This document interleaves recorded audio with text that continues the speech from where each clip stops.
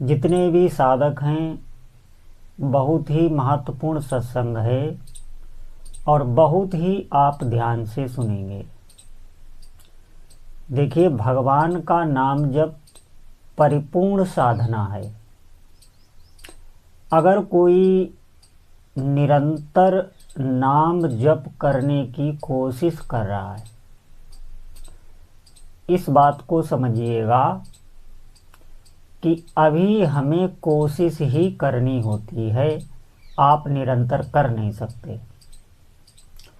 उस भाग्यशाली जीव को और कोई भी धार्मिक अनुष्ठान अगर वो नहीं भी कर पाता है तो भी उसे परिपूर्णता का अनुभव होगा। और ये जो मन भागता है कि ये कार्य श्रेष्ठ है, ये धर्म श्रेष्ठ है, ये व्रत श्रेष्ठ है, सारी उसकी मानसिक उथल पुथल शांत हो जाती है। ये बहुत गंभीर विषय है, ध्यान से सुनना। क्यों शांत हो जाती है? ये जो मानसिक उथल पुथल होती है, ये व्रत श्रेष्ठ है, ये नियम श्रेष्ठ है, ये धर्म श्रेष्ठ है, तो ये बहुत से धर्मों में जो उसका मन चलायमान होता है, लालायित होता है, उसका तपोबल अधिक ना होने के कारण ही ऐसा होता है। उसके पास आध्यात्मिक साधना नहीं होती है, होती है लेकिन अल्प होती है। इसीलिए उसका मन बहुत प्रकार के अनुष्ठान धर्मों में आकर्षित होता रहता है। और आप नाम जप करें, भगवान का नाम जप भगवान के ही समान है। ध्यान रखें इस बात पर, नाम जप प्रभु के ही समान है और परिपूर्ण साधना है। जब आपको नाम में रुचि आने लगे, आपका मन स्थिर होने लगे, शांत होने लगे, जब आपको ऐसा लगने लगे कि आपको उठने का ही मन ना करे, किसी से बात करना भी आपको बहुत मुश्किल हो जाए, नाम जब छोड़ने का बिल्कुल मन ना करे, और ज्यों ही थोड़ा आपका नाम जब किसी कारणवश छूट जाए और आप उदास हो जाएं, तो आप समझें कि अब आप रुचि की तरफ बढ़ रहे हैं। अभी रुचि आई नहीं है, रुचि की तरफ आप बढ़ रहे हैं।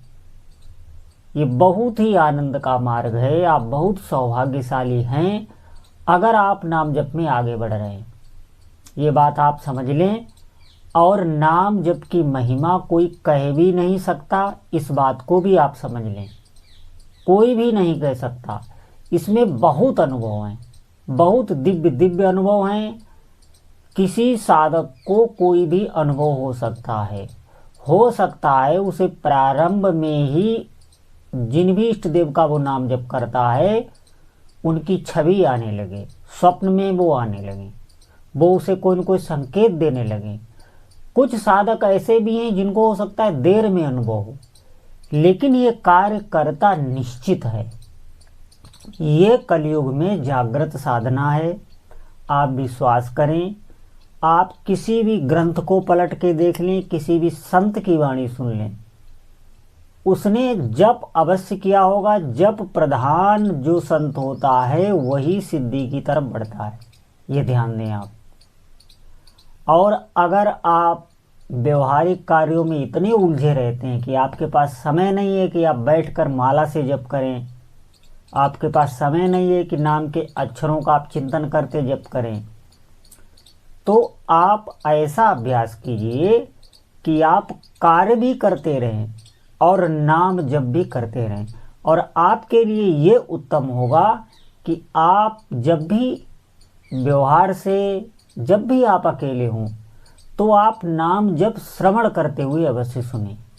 ये व्यवहार जगत में जो हैं, जिन्हें बहुत अधिक परिश्रम करना पड़ता है, बहुत भागा दौड़ में, बहुत लोगों के बीच में रहना पड़ता है, तो वो जब भी उनको समय मिले, ऐसे नाम उनको छोड़ना नहीं है, व्यवहार में निरंतर अभ्यास करना है। उनका छूटेगा तो निश्चित ही, बार बार छूटेगा, लेकिन आपको कोशिश करनी है और हृदय से प्रार्थना करनी है।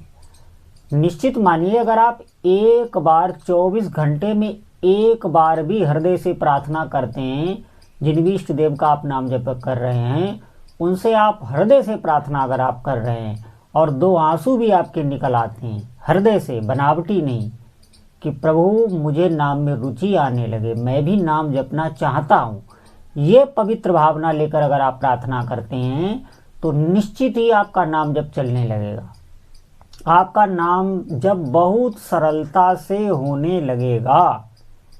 ये अहंकार के कारण ही जप में रुचि नहीं होती। जब हृदय शुष्क होता है, जब हृदय शिथिल होने लगता है, हृदय में भाव बनने लगते हैं, छोटी छोटी बातों में आंखों में उसके आंसू आने लगते हैं, ये भावापन्न स्थिति होती है। इसकी तुलना आप किसी और व्यक्ति से ना करना जो साधना परायण ना हो। जो बहुत साधना परायण होता है उसकी मैं बात करता हूँ, क्योंकि भाव हो सकता है किसी में देखे भी जा सकते हैं, लेकिन आप फिर उसके जीवन में ये भी देखें कि ये कितना जप करता है, कितनी साधना करता है। तो ऐसी स्थिति जिसकी होती है उसका नाम जप चलने लगता है, उस पर भगवान का नाम कृपा करता है। हम लोगों में ये जो शुष्कता है, अहंकार है, कोई भी थोड़ी सी बात कह दे तो हमें बहुत उल्टी लगती है, हम क्षुब्ध हो जाते हैं, हम दुखी हो जाते हैं। अहंकार होने का क्या प्रमाण है? उसका यही प्रमाण है कि जब कोई ऐसी बात हमसे करता है जो दुख देने वाली है, जो हमारे अहंकार को ठेस देती है, तो हम बहुत ज़्यादा क्रोधित हो जाएंगे या दुखी हो जाएंगे। ये अहंकार की पहचान है। और दूसरे में हम दोष दर्शन बहुत करेंगे। कोई भी हमें हमारे मानसिक स्थिति के हिसाब से खरा नहीं उतरेगा, सब में हम कोई न कोई दोष देख लेंगे। ये भी अहंकार का, ये बहुत दो मैंने बताए विशेष।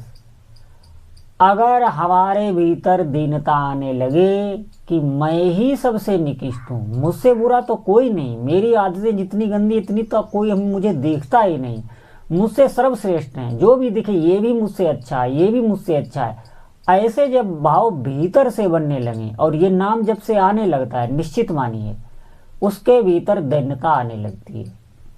और ये जब आने लगे तब जानिए आप कि अब नाम जप की कृपा होने लगी है। किसी में भी दोष दर्शन नहीं होगा, सब में कोई न कोई आप गुण देख लेंगे। दोषों की तरफ ध्यान ना जाके गुण की तरफ ध्यान जाने लगेगा, इसीलिए तो आप प्रसन्न रहेंगे। जब हम दूसरे में दोष देखते हैं तब ही हमारे भीतर खिन्नता आती है, प्रसन्नता आती है। तो ये ध्यान रखें साधक। और नाम जब परिपूर्ण साधना है, और जो भी आपके आराध्य देव हों, चाहे आप भगवान शिव की, माँ काली की, माँ दुर्गा की, हनुमान जी की, श्री राम, कृष्ण, किसी की भी आप उपासना कर रहे हैं, उनका नाम जप कर रहे हैं, तो उनसे आप प्रार्थना अवश्य करें। और ये परिपूर्ण साधना है, थोड़े ही दिनों में आपको अनुभव होने लगेगा। निश्चित मानिए, आप विश्वास करिए इस बात पर।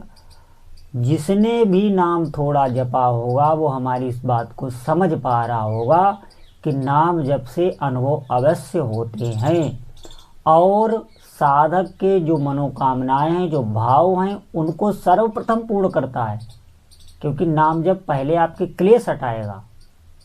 जब तक वो क्लेश आपको हटाएगा नहीं तब तक आप साधना में आगे नहीं बढ़ सकते। इसलिए नाम जप सबसे पहले साधक के समस्त क्लेशों का नष्ट कर देता है, जड़ से नाश कर देता है।